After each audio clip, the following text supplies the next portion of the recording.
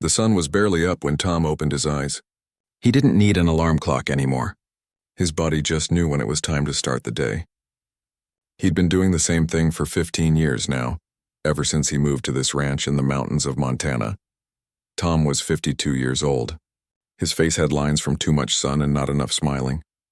His hands were rough from years of hard work. He lived alone on 200 acres of land with his cattle. That was it, just him and the cows. Every morning was exactly the same. He'd make coffee in the old pot that had been his father's. He'd drink it on the porch, watching the sky change colors. Then he'd walk out to feed the cattle. They'd gather around him, making their soft sounds, and he'd spread out the hay. After that, there were always fences to fix. Always something broken that needed his attention. People in town thought Tom was strange. He only came down from his mountain once a month to buy supplies. He'd walk into the general store, nod at the cashier, pick up what he needed, pay, and leave. He never stayed to chat. He never asked how anyone was doing. He'd learned that keeping to himself was safer. It wasn't always like this. Tom used to have a wife. They'd bought this ranch together, full of dreams about building a life in the mountains. But dreams don't always work out the way you plan. She wanted excitement. She wanted trips to the city and dinner parties and neighbors close by. Tom wanted peace and quiet and land as far as the eye could see. After 5 years of trying to make each other happy, they both gave up. She moved back to Denver. Tom stayed on the ranch. That was 15 years ago. He hadn't dated anyone since. Hadn't really talked to anyone much either, except for necessary conversations about cattle prices or fence supplies. Tom had a daughter, too. She was 28 now, living in California with a life of her own. She called sometimes, maybe 3 or 4 times a year. The conversations were always awkward. What do you say to someone when you've let so much time pass? When you've chosen silence over connection for so long that you've forgotten how to bridge the gap? The ranch became Tom's whole world. He knew every inch of it. He knew which corner of the east pasture got muddy after rain. He knew where the wild raspberries grew in summer. He knew the sound the wind made when it came through the valley, and he could tell what kind of weather was coming just by listening. In the beginning, the silence bothered him. The house felt too big and too empty. He'd turn on the radio just to hear human voices. But over time, he got used to it. More than used to it. He started to prefer it. No one to argue with. No one to disappoint. No one to let him down. Just the steady, predictable rhythm of ranch work. His closest thing to a friend was Old Duke, his cattle dog who'd died 3 years back. Tom had cried more over that dog than he'd cried over his divorce. At least Duke had never judged him. Never asked him to be someone he wasn't. The other ranchers in the area tried to be neighborly at first. They'd invite Tom to barbecues or offer to help with the harder jobs, but Tom always said no. After a while, they stopped asking. Now they just waved if they saw him on the road. That was fine with Tom. Better than fine. Tom told himself he was happy. He had his land. He had his cattle. He had his routines. He didn't need anything else. People were complicated. They brought drama and disappointment. Animals were simple. You feed them, you care for them, and they don't expect you to talk about your feelings. Every night Tom would sit on his porch with a beer and watch the sun go down behind the mountains. The sky would turn orange and pink and purple, and he'd think about how beautiful it was. How peaceful. How lucky he was to have this view all to himself. But sometimes, in those quiet moments, a different feeling would creep in. A feeling he tried hard to ignore. It felt like loneliness, but Tom refused to call it that. He'd chosen this life. He was fine with it. He didn't need anyone. His house showed how he lived. Everything was practical. Nothing decorative. No pictures on the walls. No throw pillows or curtains. Just the basics. A bed, a table, a couch, dishes for one. His clothes were all the same, jeans, work shirts, boots. Why complicate things? The only room that had any personality was his workshop in the barn. That's where he fixed tools and built things. He was good with his hands. When something broke, he could usually figure out how to repair it. That was something his father taught him before he passed. A man who can fix things will never be helpless, his dad used to say. Tom thought about his father sometimes, wondering what the old man would think of how he'd turned out. His dad had been a talker, always had friends over, always telling stories and laughing loud. Tom used to be more like that too before everything changed. Before he learned that letting people in meant giving them the power to hurt you, the ranch was profitable enough. Tom wasn't rich, but he made enough to keep going. He didn't need much anyway.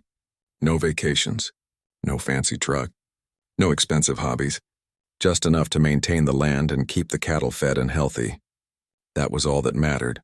Sometimes delivery drivers would come up to bring packages or supplies. They'd always seem surprised to find someone living so far from everything.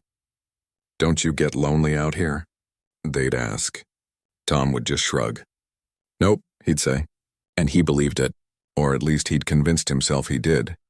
At night, the house was so quiet he could hear the wood settling, the refrigerator humming, his own breathing. Some people would find that unsettling. Tom found it comforting. No surprises in silence. No unexpected problems. Just peace. He had his routine down to a science. Monday was fence checking day. Tuesday was maintenance on the equipment. Wednesday was for any repairs that needed doing. Thursday he'd check the cattle more carefully for any signs of sickness. Friday was paperwork day. Saturday and Sunday were for whatever came up. But really every day was pretty much the same. This August had been particularly hot. The grass was turning brown earlier than usual. Tom worried about having enough feed for winter. These were the kinds of problems he understood. Weather, crops, animal health. These problems had solutions. They didn't involve emotions or complicated conversations. That Tuesday afternoon, Tom was fixing a section of fence in the north pasture. The heat was intense. Sweat dripped into his eyes. He was focused on his work, hammering a new post into place. He didn't hear anything unusual at first. The cattle were in the shade by the creek. Everything seemed normal. Then he heard it. A sound that didn't belong. An engine struggling.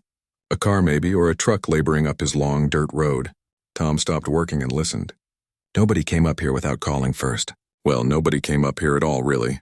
He pulled off his work gloves and started walking back toward the house. As he came over the rise, he saw it. An old pickup truck, looking like it had seen better days, was coughing and sputtering its way up the final stretch of his driveway. Tom's jaw tightened. He didn't like unexpected visitors. They usually meant problems. Little did Tom know that this particular visitor was about to change absolutely everything. Tom stood on his porch watching the truck finally come to a stop near his barn. The engine made a horrible knocking sound before it died. Steam was rising from under the hood. Whoever this was, they'd pushed their vehicle too hard. The driver's door opened and out stepped a woman. She looked to be in her early 30s, maybe younger. Hard to tell with the dust covering her face.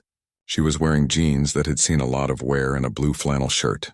Her dark hair was pulled back, but strands had escaped and stuck to her sweaty face. She looked absolutely exhausted. Her legs seemed shaky as she stepped down from the truck. She grabbed the door to steady herself, then looked around until her eyes found Tom standing on the porch. Even from a distance, he could see the desperation in her expression. "Please," she called out, her voice hoarse. "I need help. It's an emergency." Tom's first instinct was to say no, to tell her to call someone else. But something in her voice made him pause. This wasn't someone looking for directions or asking to use a phone. This was real panic. He walked down from the porch slowly, cautiously.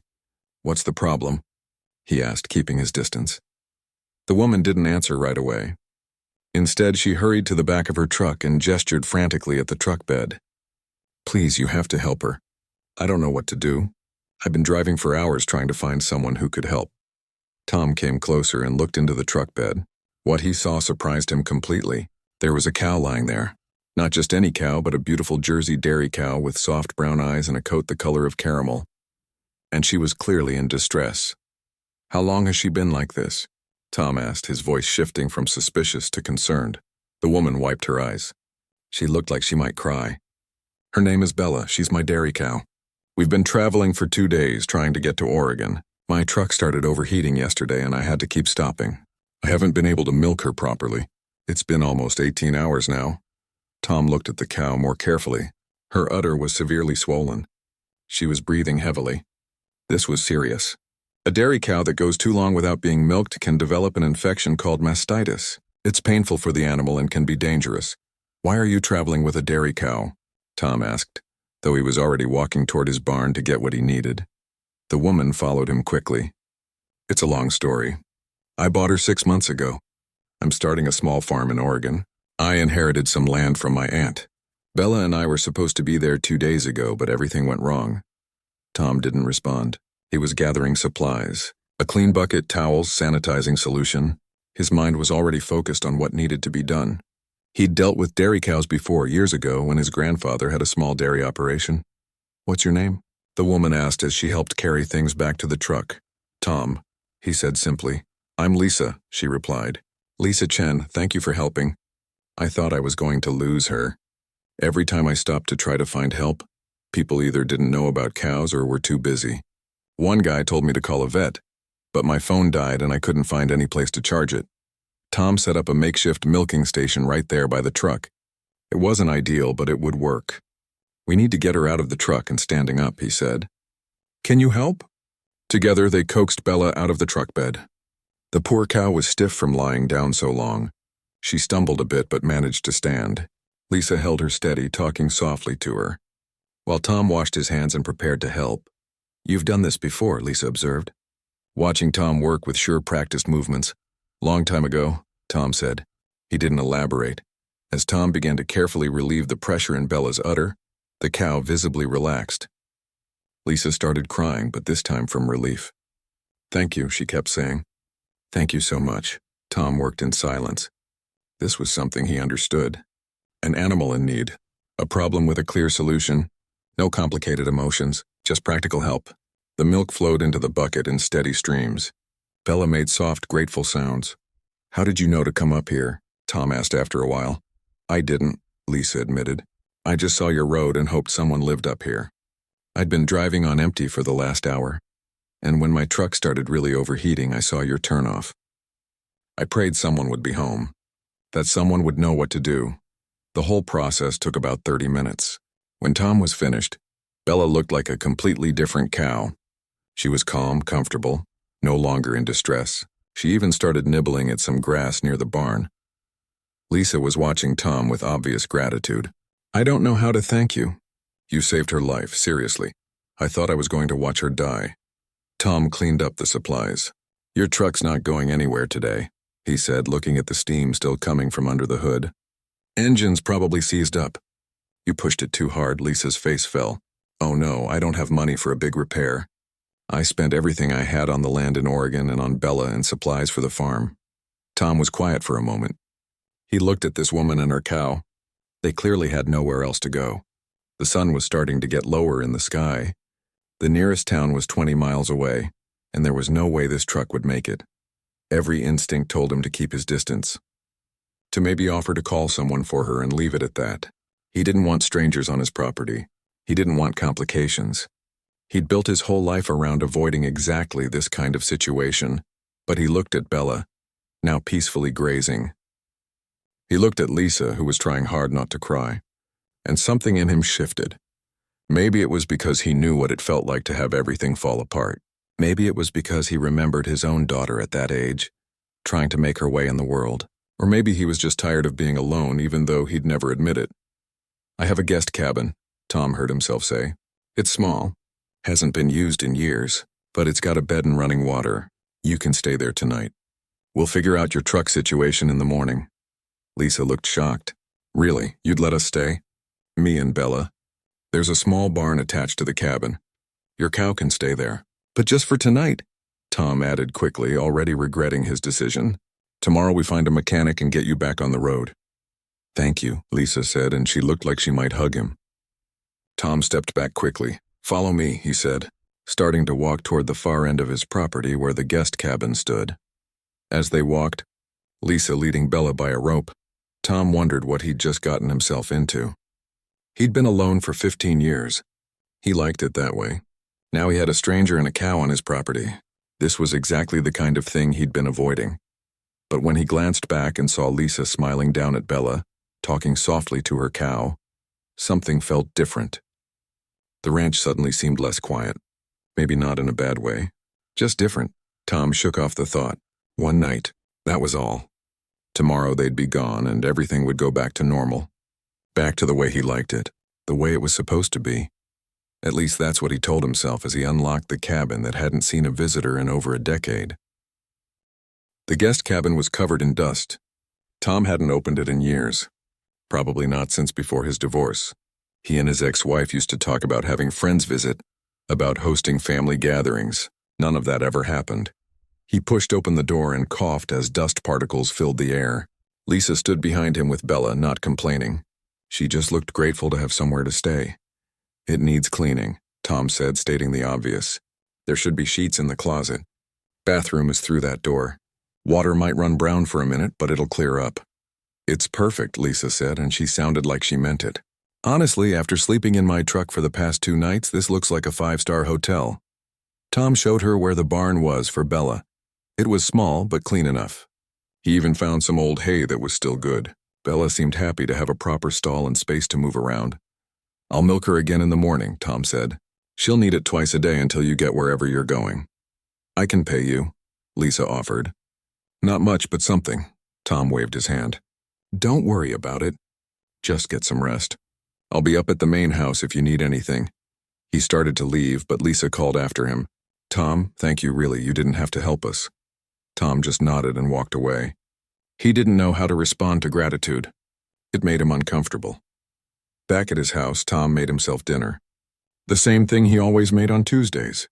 Grilled cheese sandwich and soup from a can. He ate alone at his kitchen table like he did every night. But tonight felt different. He kept glancing toward the window that faced the guest cabin. He could see a light on down there. There was another person on his property. Another human being within shouting distance. It had been so long since that was true. Tom wasn't sure how he felt about it. He tried to watch television but couldn't focus.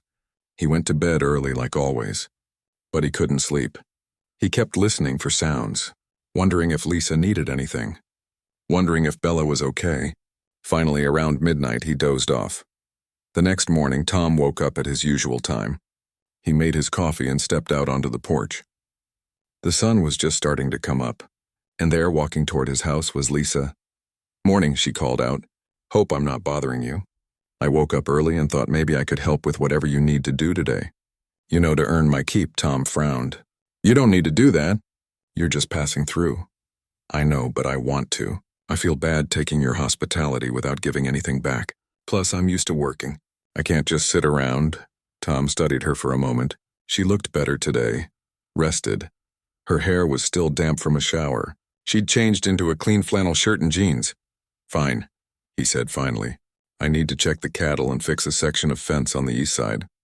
You can help if you want. They worked together that morning, and Tom was surprised. Lisa wasn't afraid of hard work. She didn't complain about the heat or the dirt. She knew how to handle tools. When he showed her how to secure a fence post, she watched carefully and did it right the first time. You've done farm work before, Tom observed. My grandfather had a small farm in California, Lisa explained. I spent summers there as a kid. Always loved it. That's why I'm doing this crazy thing, trying to start my own place. Why Oregon?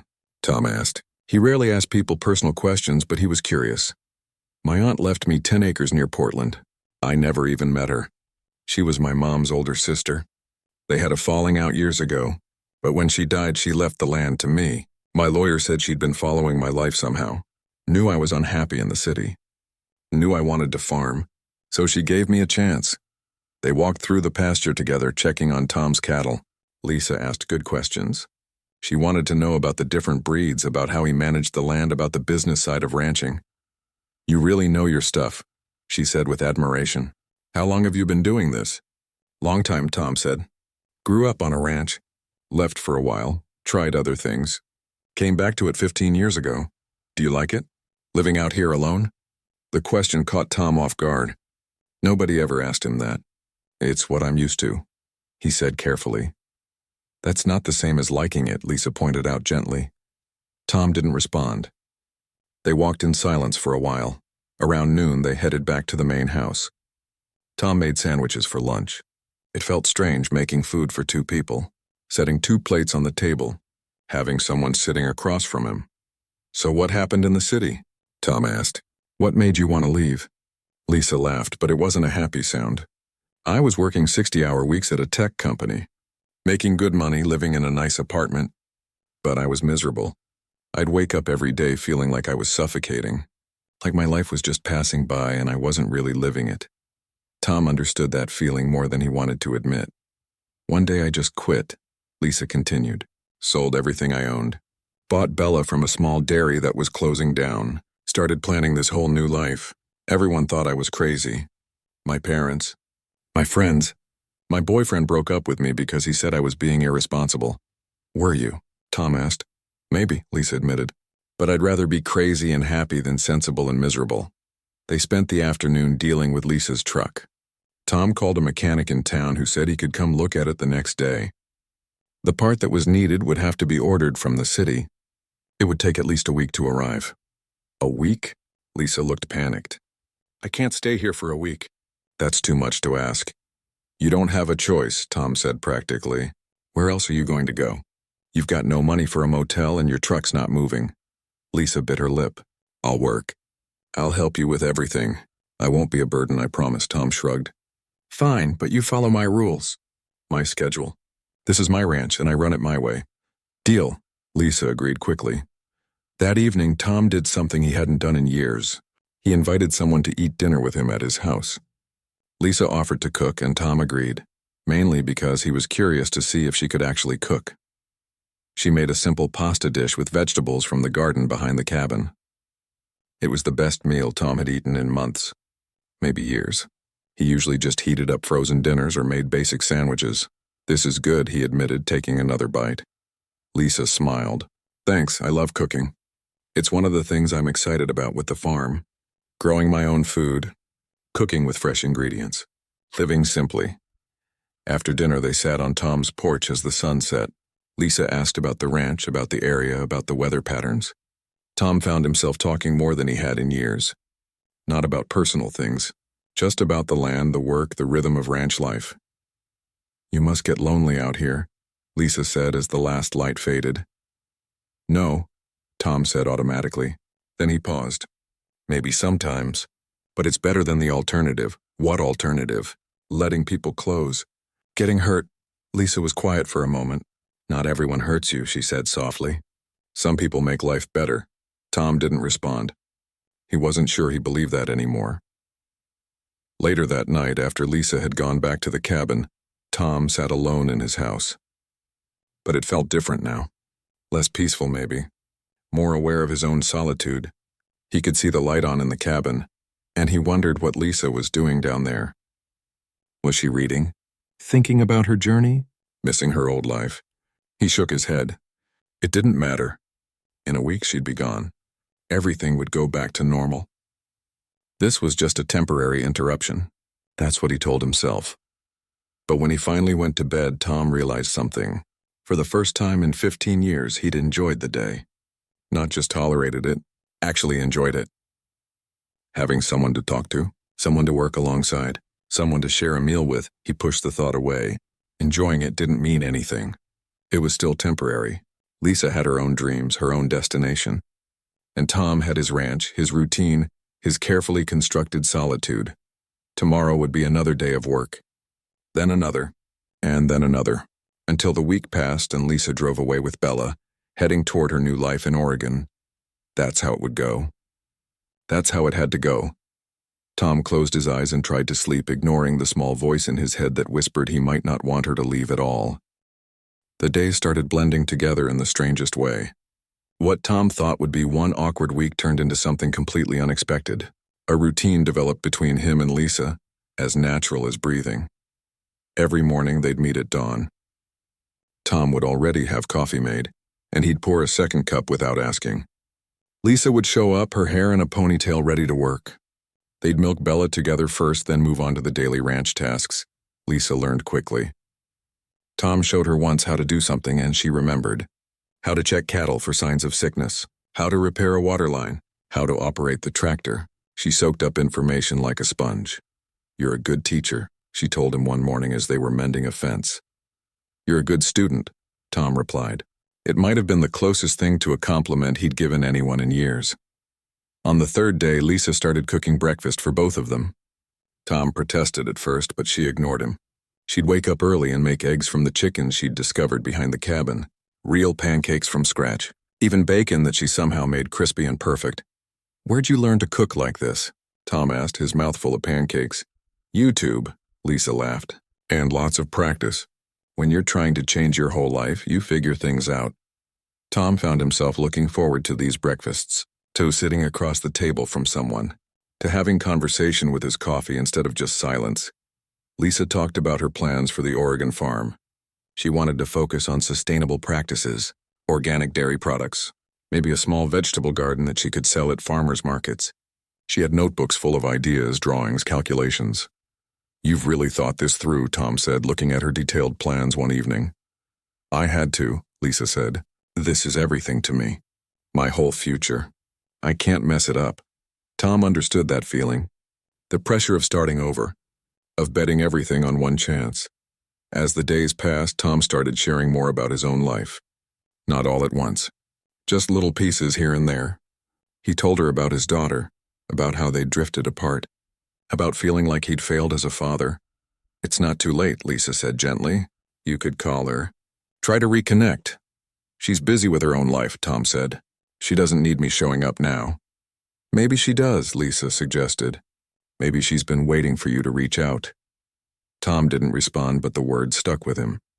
On the 5th day, something shifted. They were working in the barn organizing tools when Lisa asked him about his marriage. Tom usually avoided talking about personal things, but for some reason he answered. "We wanted different things," he said simply. "She wanted a life full of people and activity. I wanted peace and quiet. Neither of us was wrong. We just weren't right for each other. Do you regret it?" "The divorce?" Tom thought about that. "I regret that I couldn't be what she needed. But no, I don't regret the divorce itself. We would have made each other miserable if we'd stayed together." "What about after?" Lisa asked. "Did you date? Try to find someone else?" "No," Tom said. "I decided it was easier to just be alone. No complications, no disappointments." "That's sad," Lisa said softly. "Maybe," Tom admitted. "But it's safe." Lisa looked at him with those understanding eyes. Safe isn't always the same as happy. That night, Tom couldn't sleep. He kept thinking about what Lisa had said, about safety versus happiness. He'd spent 15 years choosing safety, building walls, keeping everyone at a distance. Had it made him happy? Or had it just made him numb? The 6th day brought unexpected rain, a summer storm that rolled in fast and hard. Tom and Lisa were out checking the cattle when the sky opened up. They ran for the barn, laughing and soaked through. "I haven't run like that in years," Tom said, catching his breath. "Me neither," Lisa laughed, wringing out her hair. "I forgot how good it feels. Being out in the weather, getting dirty, feeling alive." They waited out the storm in the barn, sitting on hay bales, listening to the rain pound on the metal roof. It was loud enough that they had to raise their voices to talk. "Can I ask you something?" Lisa said. "And you can tell me, it's none of my business." Tom nodded, curious. "Do you ever get tired of being alone? Like really, truly tired of it?" Tom was quiet for a long time. He watched the rain through the open barn door. "Yes," he finally said. "But I got tired of being hurt more." "What if someone came along who didn't hurt you?" Lisa asked. "What if you found someone who understood you, who wanted the same kind of life you want?" "That doesn't happen," Tom said. "How do you know? You've been up here for 15 years. You don't give anyone a chance." Tom looked at her. Really looked at her. "Why do you care?" Lisa met his eyes. "Because I see what you're doing. I recognize it. Running away from pain by running away from everything. I almost did the same thing. But I realized something. You can't build a new life if you're just hiding from the old one." The words hit Tom harder than he expected. Was that what he was doing? Hiding? He'd always thought of it as protecting himself. But maybe Lisa was right. Maybe there wasn't much difference between protection and prison. That evening, the rain stopped. Everything smelled fresh and clean. Tom and Lisa walked through the ranch together, checking for any damage from the storm. They didn't talk much, but the silence felt comfortable, natural. When they got back to the house, Lisa cooked dinner again. This time Tom helped, chopping vegetables while she prepared the chicken. They worked side by side in the small kitchen, moving around each other easily like they'd been doing it for years instead of days. "You know what I'm going to miss most?" Lisa said as they ate. "The simplicity. Working hard all day and feeling tired in a good way, eating food that tastes real. Going to bed knowing I accomplished something." "You'll have all that in Oregon," Tom pointed out. "I know, but I'll be alone. At least at first. It took me by surprise how nice it is to share the work with someone, to have company. Tom understood exactly what she meant. He'd forgotten how good it felt to have a partner. Not a romantic partner necessarily, just someone to share the load. Someone to talk to at the end of the day. You'll make friends, Tom said. Someone like you won't be alone for long. Lisa smiled, but it looked sad. Maybe, or maybe I'll turn into you. Too comfortable with solitude to let anyone in. Is that what you think I am? Comfortable? No, Lisa said honestly. I think you're scared. And lonely. And trying really hard to pretend you're not. Tom wanted to argue, to defend himself. But he couldn't because she was right. He was lonely. He had been for years. He'd just gotten good at ignoring it. After dinner, they sat on the porch like they'd been doing every night. The stars were incredibly bright after the rain. The air was cool and perfect. The part should be here tomorrow, Lisa said quietly. The mechanic called while you were in the barn. He'll install it the day after. Tom's chest tightened. That's good. You'll be back on schedule. Yeah, Lisa said, but she didn't sound happy about it. They sat in silence for a while. Tom felt like he should say something, but he didn't know what. This woman had dropped into his life unexpectedly, and somehow in less than a week she'd changed everything. The ranch felt different now. More alive, less lonely. I've been thinking, Lisa said suddenly, about what you said earlier, about not having anyone to share this life with, and I was wondering something. What? Tom asked. What if you didn't have to choose between isolation and getting hurt? What if there was a middle ground? I don't understand. Lisa turned to face him. What if people could be in each other's lives without demanding everything? What if you could build something with someone slowly, carefully, without all the pressure and expectations? Tom's heart was beating faster. He had a feeling he knew where this was going, and it terrified him. Lisa, I'm not asking for anything, she said quickly. I'm just saying. We work well together. We understand each other. And I've only known you a week, but I feel more comfortable here than I've felt anywhere in years. You have your dream waiting in Oregon, Tom reminded her. I know, and I'm still going. I have to. But maybe it doesn't have to be goodbye forever. Maybe we could stay in touch. Maybe you could visit. Maybe we could figure out some way to be in each other's lives. Tom wanted to say yes. The word was right there, ready to come out. But fear held it back. People always say things like that. Then life gets in the way. Not if we don't let it, Lisa said. I'm not asking you to change your whole life, Tom. I'm just asking you to consider that maybe you don't have to be completely alone anymore. Tom looked out at his ranch, his sanctuary, his hiding place. For 15 years it had been enough. But sitting here with Lisa, he realized it hadn't really been enough. It had just been all he'd allowed himself to have. I'll think about it, he said finally. Lisa smiled. That's all I'm asking. They sat together until late into the night, not saying much. Just being. And for the first time in 15 years, Tom let himself imagine a different kind of future. One where he wasn't quite so alone. The next morning came too quickly. Tom woke up knowing the part for Lisa's truck would arrive today. Tomorrow she'd be gone. Back on the road with Bella, heading to her new life. Everything would return to normal. But as he made coffee and watched the sun come up, normal didn't feel right anymore. It felt empty. Lisa showed up for breakfast like usual. But something was different between them. There was a tension in the air. Things unsaid hanging between them like smoke. We should talk about yesterday, Lisa said as they ate. About what I said. Tom poured more coffee, stalling. You don't have to explain anything. I want to. I don't want you thinking I was trying to manipulate you or make things complicated. I didn't think that, Tom said honestly. Lisa pushed her eggs around her plate. The truth is, I'm scared. About leaving. About going to Oregon alone. About starting over completely by myself. And this week with you, it's been the first time I've felt sure about my decision. Because I saw that it's possible. That farming life, living simply, it can work. You'll do fine, Tom said. You're smart and tough and you're not afraid of hard work. That's not what I'm scared of, Lisa admitted. I'm scared of being lonely. Of spending every day working by myself with no one to talk to. No one to share it with. Tom understood that fear better than anyone. This week, Lisa continued, I kept thinking how perfect this is. Not just the ranch, but this. Working together. Talking over meals. Having someone who understands. And I know it's crazy because we just met, but I feel like I know you. Like we fit? Tom's throat felt tight. Lisa, I know, she said quickly. I know you're not looking for this. I know you have your life figured out the way you want it. I'm not trying to change that.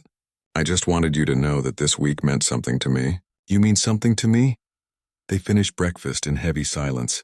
Then they went out to do the morning chores. Milking Bella felt different today, like saying goodbye to a routine they'd barely had time to establish. The mechanic arrived around noon with the part for the truck. Lisa stood next to Tom watching him work. The repair took a few hours. When it was done, the mechanic started the engine. It purred to life, sounding better than it probably had in years. Good as new, the mechanic said. Well, good as old anyway. Should get you where you're going, no problem. Lisa paid him with money she'd been saving for emergencies. After he left, she stood looking at her truck like it was a prison sentence instead of freedom. I should probably pack up, she said. Get Bella ready.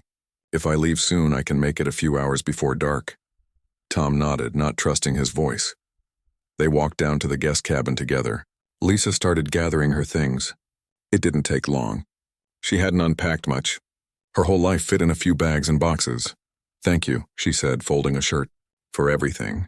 For helping Bella, for letting us stay, for teaching me so much, for making me feel less alone. You did the same for me, Tom said quietly. Lisa stopped packing and looked at him. Did I? Tom wanted to tell her yes, that this week had reminded him what it felt like to be human, to connect with someone, to look forward to each day, to laugh and talk and share simple moments that somehow meant everything. But the words stuck in his throat.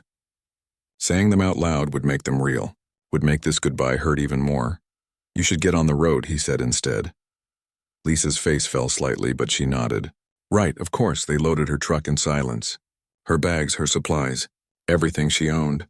Tom helped get Bella secured in the truck bed, making sure she was comfortable for the journey ahead. Drive safe, Tom said, stepping back. And don't push the engine too hard. Stop if it starts overheating. I will, Lisa promised. She climbed into the driver's seat, started the engine, and then she just sat there, hands on the steering wheel, not moving. Tom stood in the driveway, hands in his pockets, wanting her to leave. Wanting her to stay, feeling torn apart inside. Finally, Lisa turned off the engine, got out of the truck, walked back to where Tom stood. I can't do this, she said. Can't drive? You'll be fine. Just take it slow and...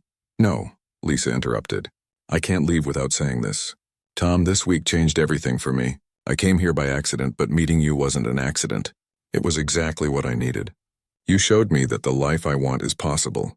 But more than that, you showed me what it could be like to have a partner. A real partner. Someone who shares the work and the life and the quiet moments. Lisa, you barely know me, Tom said. But his voice was weak. I know enough. I know you're kind even when you pretend not to be. I know you're lonely even though you won't admit it. I know you care about doing things right. About taking care of animals and land. About honoring commitments.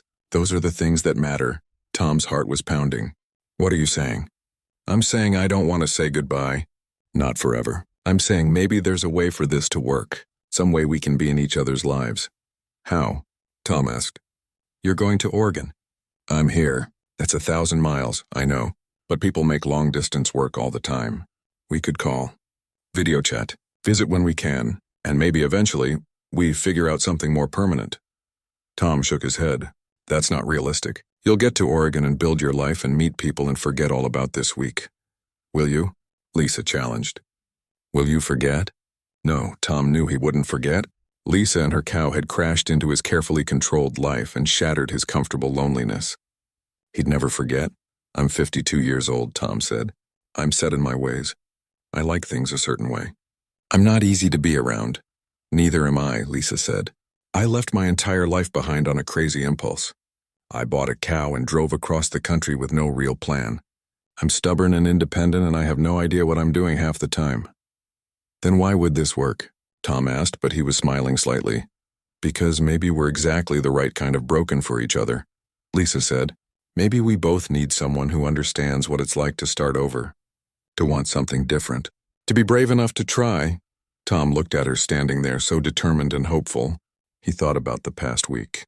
The best week he'd had in 15 years. All because she'd shown up asking for help. He thought about going back to his empty house, his silent dinners, his carefully maintained isolation. A week ago, that had been enough. Now it sounded unbearable. I don't know how to do this, Tom admitted. The relationship thing. I failed at it once already. So did I, Lisa said. My ex thought I was crazy. He wanted me to be someone I wasn't. We were terrible together. What makes you think we'd be any different? Because you don't want me to be anyone but exactly who I am. And I don't want you to be anyone but exactly who you are. That's the difference. Tom ran his hand through his hair, feeling overwhelmed. This was too much, too fast, too scary. But then he remembered what Lisa had said a few nights ago, about safety versus happiness. He'd chosen safety for 15 years. Where had it gotten him? Alone, going through motions, existing but not really living. Okay, he heard himself say. Okay? Lisa's eyes widened. Okay, we try. We stay in touch. We see what happens. No promises. No pressure. Just two people who are willing to see where this goes. The smile that broke across Lisa's face was like sunrise. Really? Really, Tom said. But you still have to go to Oregon. You have to do this thing you set out to do. Build your farm. Follow your dream. I won't be the reason you give that up. And you have to stay here, Lisa said. Take care of your ranch. Keep doing what you're doing. I won't ask you to change your whole life. So how does this work? Lisa pulled out her phone. First, we exchange numbers. Then we promise to actually use them. Talk every day, even if it's just for a few minutes. Share what's happening. Stay connected. They exchanged information. Tom had to help Lisa put his number in her phone because she was shaking with nervous excitement. I'll visit, Tom said suddenly, surprising himself. When I can get someone to watch the ranch for a few days, I'll come to Oregon. Help you get set up. Make sure you're doing okay. You do that? Lisa looked like she might cry. I said we'd try. That means actually trying, not just talking about it. Lisa hugged him then, a real hug, tight and warm. Tom hadn't been hugged in years. He stood stiffly at first, then slowly wrapped his arms around her. It felt strange, uncomfortable, and absolutely right. I have to go, Lisa said, pulling back. If I don't leave now, I never will. Then go, Tom said. Your dream is waiting. This time when Lisa got in her truck and started the engine, it felt different. Not like an ending. Like a beginning. She rolled down the window. Talk to you tonight? Tonight, Tom confirmed. He watched her drive down his long driveway, her truck disappearing over the hill. Bella's head was visible in the back, looking around at the landscape passing by. Tom stood there for a long time after they were gone. The ranch was quiet again, but it wasn't the same kind of quiet as before. It felt less heavy, less permanent. He went back to his house and looked at his phone. Lisa's number was there, saved in his contacts. Real, tangible, a connection to someone who saw him and liked what she saw anyway. That evening, his phone rang. It was Lisa calling from a motel somewhere in Nevada. Made it safely, she said. Bella's good. Truck's holding up. How are you? Good, Tom said. And he meant it. They talked for an hour. About nothing important. 3 weeks passed. Tom fell into a new routine, one that included daily phone calls with Lisa. Every evening at 7, his phone would ring. They'd talk while she cooked dinner in her tiny farmhouse kitchen, and he'd sit on his porch watching the sunset. Lisa told him about her progress in Oregon. The property was smaller than his ranch, but beautiful. 10 acres of rolling hills with a creek running through it. The farmhouse needed work, but it had good bones. She was learning to fix things herself, watching videos online, making mistakes and trying again. I wish you could see it, she'd say. It's starting to come together. Send pictures, Tom would reply. And she did.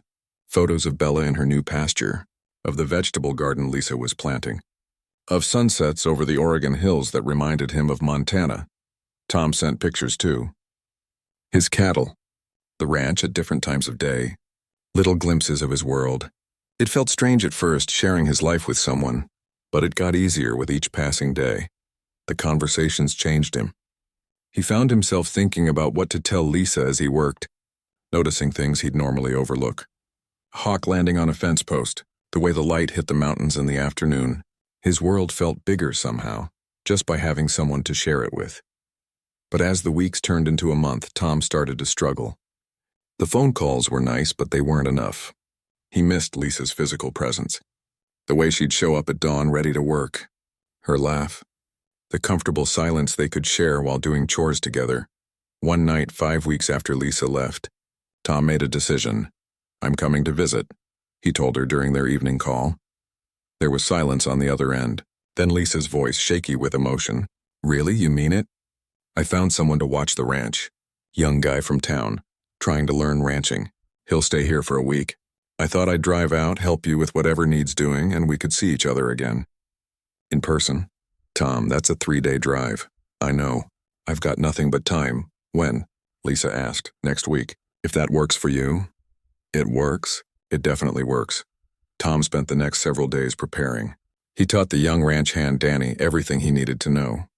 Where the cattle liked to graze, how to check the water lines, when to feed. Danny was eager and attentive, reminding Tom of himself at that age. "You going to visit family?" Danny asked. "Something like that," Tom said, not ready to explain. The morning Tom left, he felt nervous. He'd barely been off his ranch in years, and now he was driving halfway across the country.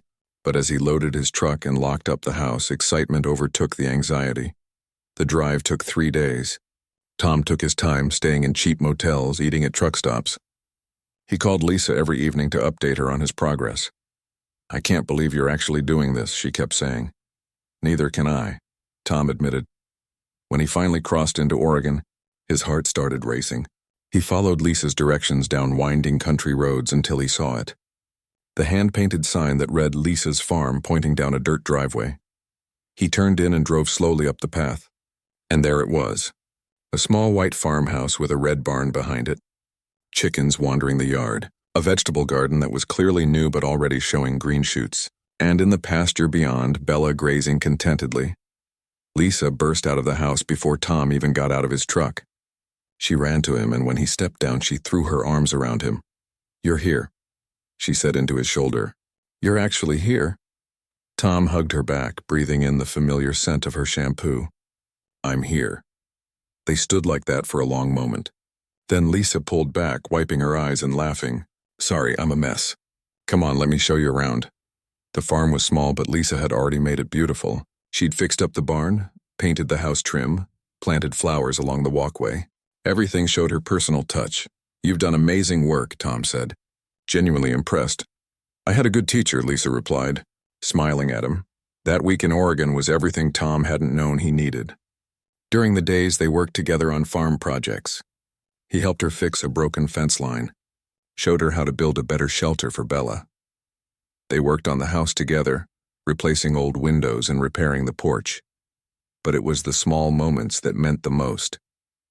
Morning coffee on Lisa's porch, so similar to their mornings in Montana. Cooking dinner together in her tiny kitchen. Talking late into the night about everything and nothing. On the 3rd day, they drove into Portland to buy supplies. Walking through the hardware store together, picking out lumber and tools. Felt remarkably domestic. Natural. Like they'd been doing it for years. "People probably think we're married," Lisa joked. Tom didn't respond right away. Then he said, "Would that be so bad?" Lisa stopped walking and looked at him. "No, it wouldn't be bad at all." That night after dinner, they sat on Lisa's porch swing. The Oregon evening was cool and pleasant. Different from Montana, but beautiful in its own way. "I've been thinking," Tom said carefully, "about how this works. Us being so far apart." Lisa tensed slightly. "Okay, it's hard," Tom admitted. "Harder than I thought it would be. Phone calls are good, but they're not enough. I miss you. The real you, not just your voice." "I miss you too," Lisa said quietly. "So we have to figure something out, some way to make this more sustainable." "What are you suggesting?" Tom took a deep breath. This was the conversation he'd been building up to all week. "I don't know yet, but I know I can't go back to Montana and just hope we can maintain this with occasional visits. That's not enough. Not for me. What do you want?" Lisa asked. "I want to be with you," Tom said simply. "But I also love my ranch. And you love this farm, so I don't know how to make it work." They sat in silence, both struggling with the same impossible problem. Two people who fit together perfectly, but with lives in different states. "What if?" Lisa said slowly. "We thought about this differently. Instead of trying to choose, what if we found a way to have both? How? I don't know exactly. But there has to be a way. Maybe you spend part of the year here, part there. Maybe we eventually combine operations somehow. Maybe there's a solution we haven't thought of yet. Tom wanted to believe that was possible, but the practical side of him saw all the obstacles. Ranching doesn't work part-time. Neither does what you're trying to build. I know, Lisa said, but people make complicated things work all the time. If we want this enough, we'll figure it out. The next day, Tom helped Lisa with the morning milking. As they worked with Bella, who seemed happy to see Tom again, they talked more seriously about their future. I could hire someone to manage my ranch, Tom said. Come here full-time. But you'd resent it eventually, Lisa pointed out. That ranch is part of who you are. I won't ask you to give it up. What if you came to Montana? I just got here. I sunk everything into this place. I can't abandon it. They were stuck. Two people who wanted to be together, but with lives that didn't seem to fit. On Tom's last day in Oregon, they took a long walk through Lisa's property. She showed him her plans for expansion, where she wanted to add more animals, how she envisioned the whole farm working together. You've got a real vision for this place, Tom said. You taught me how to see it, Lisa replied. How to plan, how to think long-term. They stopped by the creek that ran through her property. Lisa sat on a fallen log and Tom sat beside her. I don't want you to go, she said. I don't want to go either. But you have to. Yeah. They sat there for a long time, watching the water flow past, both of them feeling the weight of the impossible situation. Finally, Tom spoke. Let's make a promise. We don't give up. We keep trying to figure this out. Maybe the answer isn't obvious yet, but that doesn't mean there isn't one. You really believe that? Lisa asked. I have to, Tom said, because the alternative is losing you and I'm not ready to do that. Lisa leaned her head on his shoulder. Okay, we keep trying. That evening, Tom packed up his truck. The drive back to Montana felt longer knowing what he was leaving behind. Lisa walked him to his truck, neither of them ready to say goodbye. Call me when you stop for the night, she said.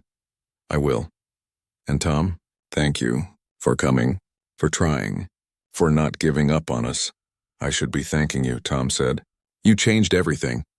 You changed me, he kissed her then. Their first real kiss. It was gentle and sweet and full of promise. When they pulled apart, both of them had tears in their eyes. Tom drove away, watching Lisa in his rearview mirror until she disappeared from sight. His chest ached in a way it hadn't in years. Not the ache of loneliness he'd carried for so long. This was different. This was the ache of having something precious and not knowing how to hold on to it. The drive back to Montana gave him 3 days to think. About Lisa, about his ranch, about what kind of life he wanted. He'd spent 15 years running from connection. Now he'd found it and he didn't know how to make it work.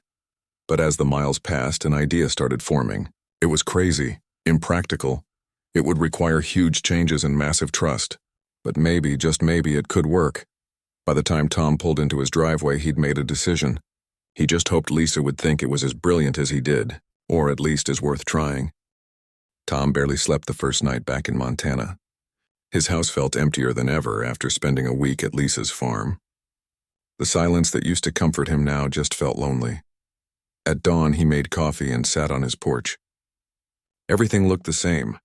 His cattle in the distance, the mountains beyond, the familiar landscape he'd stared at for 15 years. But Tom himself had changed. He couldn't go back to being the man who was content with isolation. He pulled out his phone and looked at his contacts. There was one number he'd been avoiding for too long. Before he could talk himself out of it, he pressed call. It rang 4 times. He almost hung up. Then a woman's voice, cautious and surprised. Dad? Hi, Rachel, Tom said, his voice rough with emotion. I know it's early there. I hope I didn't wake you. No, I'm up, his daughter said. Is everything okay? You never call. Everything's fine. I wanted to talk to you. Really talk. If you have time. There was a pause. Then I have time. They talked for over an hour. Tom apologized for the distance between them. For choosing solitude over relationship. For missing so much of her life. Rachel cried. Tom cried. They didn't fix everything in one conversation, but it was a start. I met someone, Tom found himself saying. She made me realize I've been hiding up here. Not living, just existing. I'm glad, Rachel said softly. Tell me about her. Tom told her about Lisa, about how she'd shown up with a cow asking for help, how a week had turned into something that changed everything, how he was trying to figure out how to build a life that included both his ranch and the woman he was falling in love with. "That's the most I've heard you talk about your feelings in my entire life," Rachel said, half laughing, half crying. "I know. I'm not good at this stuff." "You're doing pretty well right now, Dad." After they hung up, Tom felt lighter, like he'd put down a weight he'd been carrying for years. Rachel had agreed to visit the ranch in the fall. It wasn't everything, but it was a beginning. The next call he made was to his neighbor, another rancher named Bill, who Tom had kept at arm's length for years. Bill seemed shocked to hear from him. "Tom, everything all right?" "Yeah, I actually wanted to talk to you about something." "You got time for coffee this week?" They met 2 days later at a diner in town. Bill was a good man in his 60s who ran a successful ranch with his 2 sons. Over coffee, Tom explained what he was thinking. "So let me get this straight," Bill said, leaning back in the booth. "You want to hire someone to manage your ranch part of the year so you can spend time in Oregon with your girl?" "That's part of it," Tom said. "But I was also thinking bigger. What if I partnered with someone local, someone who could run day-to-day operations with oversight from me? I'd still own the land, still make the major decisions, but I wouldn't have to be there every single day." Bill was quiet, thinking. "That could work? My nephew just moved back to the area. He's got ranching experience, looking for opportunities. Might be interested in something like that." "Really? Let me talk to him. See if he'd want to meet with you." Tom left the diner feeling hopeful for the first time since returning from Oregon. That evening, he called Lisa during their usual time. "I've been thinking," he said after they'd caught up on their days, "about solutions." "Me too," Lisa said. "I have some ideas." "You go first." Lisa took a breath. "Okay, so I was thinking about my farm. It's small. It's going to take years to build into something profitable. What if I approached it differently? What if instead of trying to do everything myself, I found partners? People who could help run things when I'm not here? When you're not there, where would you be?" "Montana," Lisa said simply. "With you? Part of the year anyway. I could hire local help here. People who know Oregon farming. Pay them fair wages, give them real responsibility. Then I could spend spring and summer here when things are busiest and fall and winter in Montana." Tom's heart raced. "I had almost the same idea. About hiring someone to manage my ranch so I could spend more time in Oregon." "Really?" Lisa laughed. "So we're both willing to compromise. What if we did both?" Tom said, the plan forming as he spoke. "What if we split time between both places? I hire someone to help manage my ranch. You hire people for your farm. We spend half the year in each place, build both operations together." "That's crazy," Lisa said, but she sounded excited. "Is it? Or is it the only way this works?" They talked for hours that night, sketching out possibilities. It would be complicated, expensive, risky, but maybe, just maybe, possible. Over the next few weeks, Tom threw himself into planning. He met with Bill's nephew, a 30-year-old named Chris who had great experience and was looking for exactly this kind of opportunity. They worked out an arrangement where Chris would essentially co-manage the ranch with Tom, learning the operation while Tom was in Oregon, handling daily operations under Tom's guidance. "Why now?" Chris asked during one of their meetings. "I heard you've been doing this alone forever," Tom smiled. "Because I finally found something more important than being alone." Meanwhile, Lisa was doing similar work in Oregon. She hired a local farmer's daughter who wanted to learn sustainable farming. She connected with other small farms in the area, building a network of support and shared resources. "I think I can make this work," she told Tom one evening. "It won't be easy, and it won't be cheap, but I think it's possible." "Then let's do it," Tom said. They decided to try a pilot run. Tom would come to Oregon for 3 weeks in October to help with harvest. During that time, Chris would run the Montana ranch. They'd see how it worked. If it went well, they'd try a longer arrangement. The 3 weeks in October were transformative. Tom and Lisa worked side by side on her farm, harvesting vegetables, preserving food for winter, preparing the property for the cold months. In the evenings, they'd cook together, talk about their days, make plans for the future. It felt natural, right? Like they'd been doing this forever. "I could get used to this," Tom said one evening as they cleaned up after dinner. "Me too," Lisa agreed. "It's not perfect. It's a lot of work, but it feels good. Better than good." On Tom's last night in Oregon before heading back to Montana, Lisa brought up something they'd been dancing around for weeks. "What are we doing exactly?" she asked as they sat on her porch. "What do you mean?" "I mean, we're making all these plans, building this life together, but we've never really talked about what we are to each other, what we want this to be." Tom looked at her, at this woman who had crashed into his life and refused to let him hide anymore. "I want you," he said simply. "However I can have you, whatever that looks like." "I want you too," Lisa said.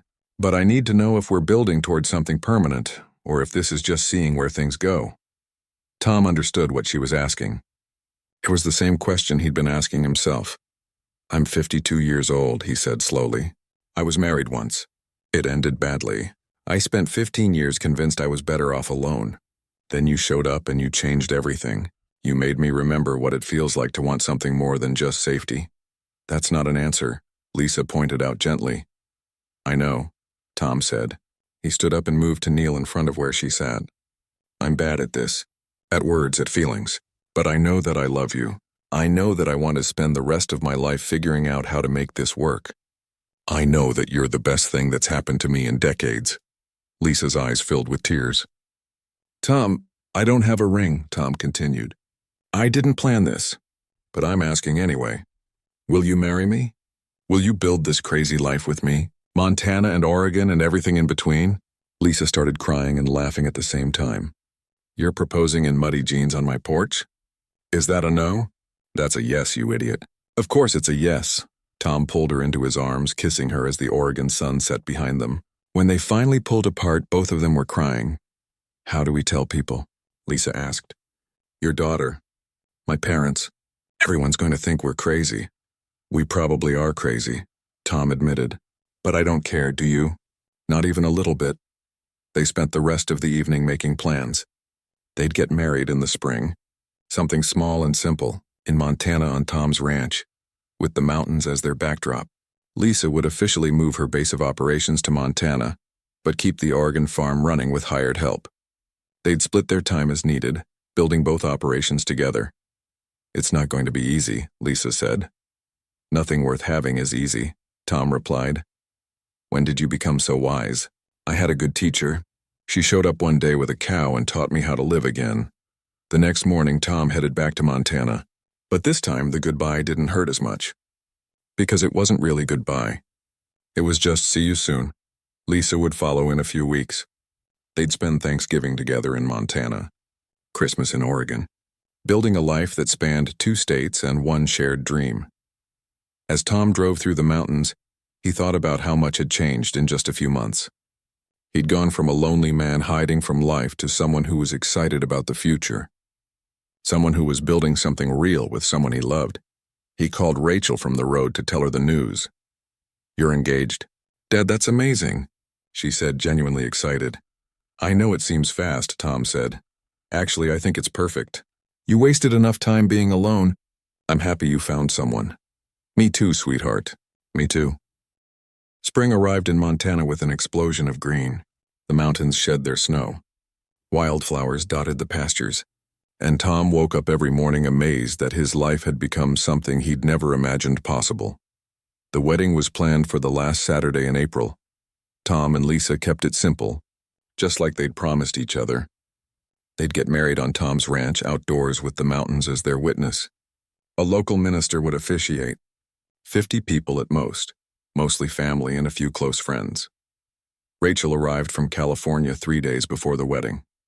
It was the first time she'd been to the ranch in over a decade.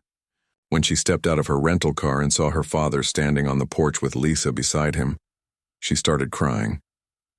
"Dad," she said, hugging him tight, "you look so happy."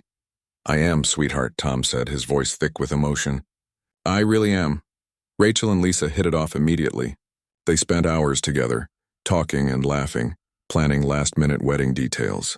Watching them bond made Tom's heart feel full in a way he didn't know was possible. "I like her," Rachel told her father on the eve of the wedding. "She's good for you. She brought you back to life." "She did," Tom agreed. "I was just going through motions before. Existing but not living. She changed that." "I'm glad," Rachel said. "And Dad? I'm sorry too, for staying away so long, for not trying harder." "That was on me," Tom said. "I pushed everyone away, including you." I'm the one who's sorry." They hugged, and Tom felt another piece of his old life heal. The morning of the wedding dawned clear and perfect. Not too hot, with a gentle breeze that carried the scent of fresh grass and wildflowers. Tom woke up early, too excited to sleep. He made coffee and sat on his porch, watching the ranch wake up around him. A year ago, he'd been sitting in this exact spot, alone and resigned to staying that way. Now, in a few hours, he'd be married, starting a new chapter, building a future with someone who understood him completely. Chris showed up early to help set up chairs and get everything ready. Bill and his family came too. Even some of the other ranchers Tom had kept at a distance for years showed up to help. The community had rallied around this wedding, excited to see Tom find happiness. "Never thought I'd see the day," Bill said, clapping Tom on the shoulder. "Tom Morrison getting married again." And smiling about it. "Neither did I," Tom admitted. "But here we are." Lisa was getting ready at the guest cabin with her mother and Rachel. Tom wasn't allowed to see her until the ceremony. It was traditional, Lisa had said. Tom didn't care about traditions, but he went along with it because it made her happy. At 3 o'clock, everyone gathered. Chairs were arranged in neat rows facing the mountains. Wildflowers decorated everything. A simple wooden arch stood at the front where Tom and Lisa would exchange vows. Tom stood there with the minister, his hands shaking slightly. He wore a new suit, the first one he'd bought in 20 years. Rachel stood beside him as his best woman, looking beautiful and proud. Then the music started. Just a simple guitar played by one of Lisa's friends from Oregon. And Lisa appeared, walking down the aisle between the chairs. She looked beautiful. Not in a fancy way with an expensive dress and elaborate styling. She wore a simple white dress that fell to her knees, her hair down and natural, wildflowers woven into it. She carried a bouquet of flowers they'd picked together from the ranch that morning, but what made her beautiful was her smile, the joy radiating from her, the love in her eyes as she looked at Tom. Tom felt tears on his cheeks and didn't bother to wipe them away. When Lisa reached him, she took his hands. They stood there, 52 and 33, two people who'd both been running from something until they found each other. The minister began the ceremony. Tom barely heard the words. He was too focused on Lisa, on the fact that this was really happening. That someone had chosen him. That he'd been brave enough to choose back. When it came time for vows, Tom spoke from his heart. "Lisa, I spent 15 years alone. I told myself I was fine, that I didn't need anyone. Then you showed up with Bella asking for help, and you changed everything. You taught me that being alone isn't the same as being safe, that taking risks is how you actually live. You made me want to be better, to try harder, to open up. I promised to love you, to work beside you, to build this life with you no matter how complicated it gets. You saved me, and I'll spend the rest of my life being grateful for that." Lisa was crying now too. She squeezed his hands and spoke her own vows. "Tom, when my truck broke down and I saw your road, I thought I was just looking for someone to help my cow. But I found so much more. I found a partner, a teacher, a man who understands what it means to want a different kind of life. You showed me that my dream was possible, that I could do hard things, that I didn't have to do them alone. I promised to love you, to be patient with you, to build our farms and our life together. You gave me hope when I needed it most. I'll never forget that." The minister pronounced them married. Tom kissed Lisa as everyone cheered. Bella, who was grazing nearby in the pasture, mooed loudly as if adding her approval. Everyone laughed. The reception was simple. Tables set up outside, food that friends and family had prepared, music and dancing and celebration. Tom, who normally hated crowds, found himself enjoying every minute. He danced with Lisa as the sun set behind the mountains. She fit perfectly in his arms. "Happy?" she asked. "Beyond happy," Tom said. "I didn't know life could feel like this." "Like what?" "Complete." Later, as the party wound down and guests started leaving, Tom and Lisa stood together on his porch. Their porch now, looking out at the ranch that had been his sanctuary and prison for so long. "Think we can make this work?" Lisa asked. "2 farms, 1 marriage, lots of miles between." "We'll make it work," Tom said confidently. "It won't always be easy, but nothing worth having is." "You keep saying that, because it's true." Over the next few months, they settled into their new reality. They spent spring and early summer in Montana, working Tom's ranch together. Chris handled things beautifully when they needed to be gone. The operation actually improved with fresh ideas and younger energy. In late summer, they went to Oregon for harvest. Lisa's hired help had done an amazing job maintaining the farm. The vegetables were thriving. Bella had made friends with the other animals Lisa had acquired.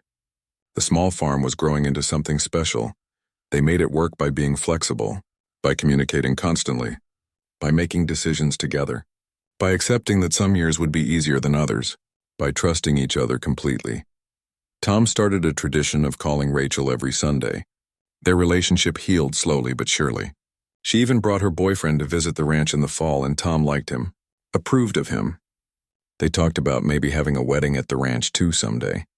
Lisa's parents became regular visitors. Her father even helped Tom with some ranch projects, the two men bonding over shared work and love for Lisa.